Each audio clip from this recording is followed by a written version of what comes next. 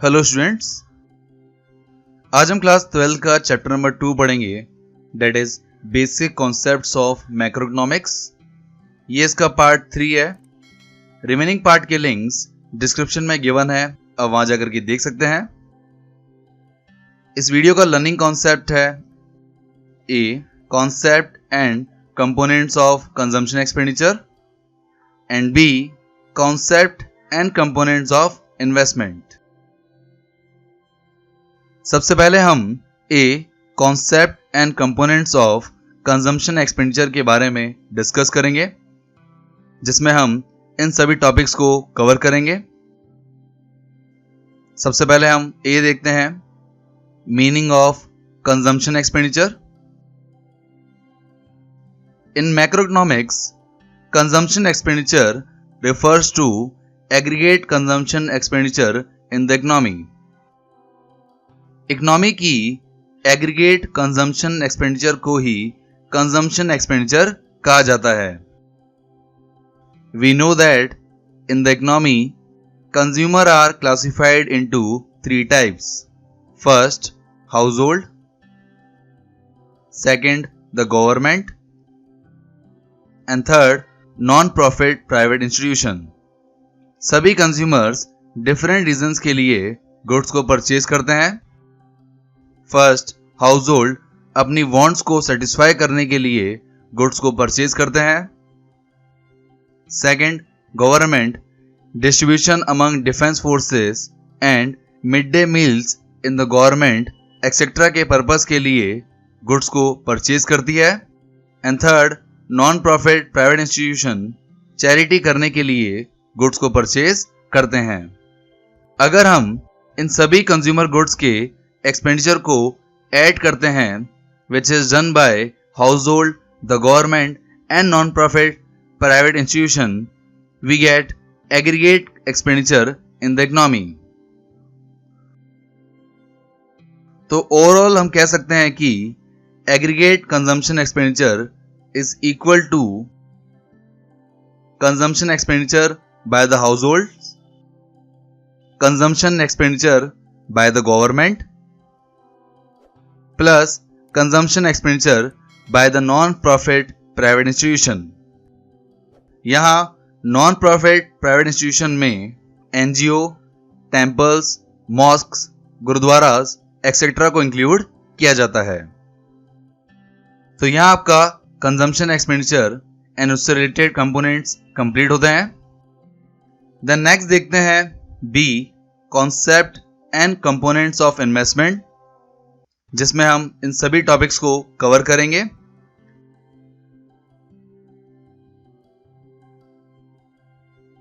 सबसे पहले हम ए व्हाट इज इन्वेस्टमेंट को समझते हैं। Investment is also termed as capital formation. Investment means addition to the stock of capital of the economy. Investment को capital formation के नाम से भी जाना जाता है। जब भी इकोनॉमी में कैपिटल स्टॉक का एडिशन होता है तो उसे इन्वेस्टमेंट कहा जाता है। Thus, I is equal to delta K. Here I means investment and delta K means change in capital stock during the year. Investment includes addition or creation of physical assets like plant and machinery and addition to inventories of goods. ये investment के example हैं। Then next देखते हैं types of investment. Investment को 2 types में divide किया गया है। First, fix investment and second, inventory investment. सबसे पहले हम फिक्स इन्वेस्टमेंट को देखते हैं। Fix investment refers to increase in the stock of physical assets or fixed assets like plant and machinery of the producer during an accounting year. During an accounting year, जब physical assets और fix assets का stock increase होता है तो उसे fix investment कहा जाता है, लाइक प्लांट एंड मशीनरी।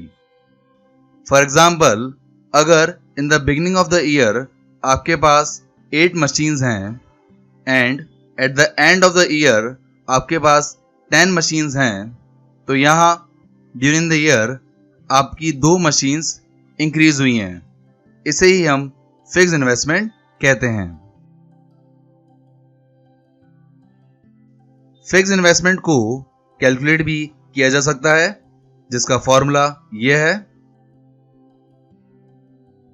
यह आपको अकाउंटिंग ईयर के एंड बैलेंस में से बिगिनिंग बैलेंस को लेस करना होता है, जिससे फिक्स इन्वेस्टमेंट आता है।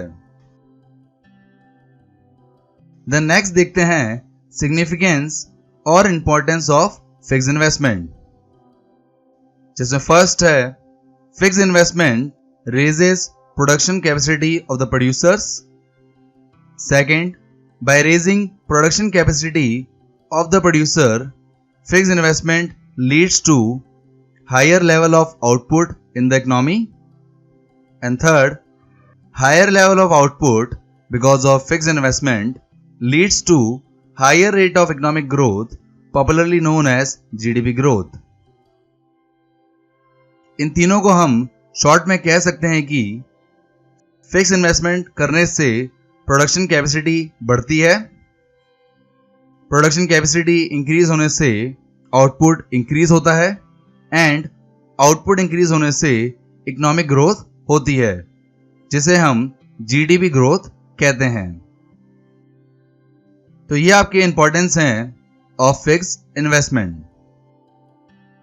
द नेक्स्ट देखते हैं सेकंड, इन्वेंट्री इन्वेस्टमेंट, जिसका मीनिंग है change in inventory stock during the year is called inventory investment of the producers. During the year, inventory stock में आए चेंज को ही inventory investment कहते हैं। यहाँ inventory stock को 3 कैटेगरीज में डिवाइड किया गया है। फर्स्ट, finished goods, जो आपके unsold goods होते हैं। सेकंड, semi finished goods, जो अनकम्प्लीट गुड्स होते हैं। And third, raw material. अगर इन तीनों में ड्यूरिंग द ईयर चेंज आता है तो उसे इन्वेंट्री इन्वेस्टमेंट कहा जाता है। इन्वेंट्री इन्वेस्टमेंट को कैलकुलेट करने का फॉर्मूला होता है inventory stock at the end of accounting year minus inventory stock at the beginning of accounting year. The next देखते हैं सिग्निफिकेंस और इंपॉर्टेंस ऑफ इन्वेंट्री इन्वेस्टमेंट। जब भी हम इन्वेंट्री इन्वेस्टमेंट की इंपॉर्टेंस की बात करते हैं तब प्राइमरली इन्वेंट्री स्टॉक में raw material and finished goods को इंक्लूड किया जाता है। फर्स्ट हम रॉ मटेरियल की इंपॉर्टेंस को डिस्कस करते हैं। Raw material is important because it ensures uninterrupted supply of inputs to the producers, and with enough stock of raw material, the producers can avoid day-to-day purchase from the market. And finished goods is important because it enables the producer to meet the potential or future demand for their product. और यहां आपका inventory investment complete होता है। तो यहां हमने what is investment and types of investment को cover किया है। पार्ट नंबर 4 में हम सी एंड डी पॉइंट्स को कवर करेंगे। So thank you guys for watching this video. अगर ये वीडियो अच्छा लगे तो लाइक कीजिए। For more videos subscribe my channel success eat. आप इस चैप्टर के नोट्स को डाउनलोड कर सकते हैं, जिसका पीडीएफ लिंक डिस्क्रिप्शन में गिवन है।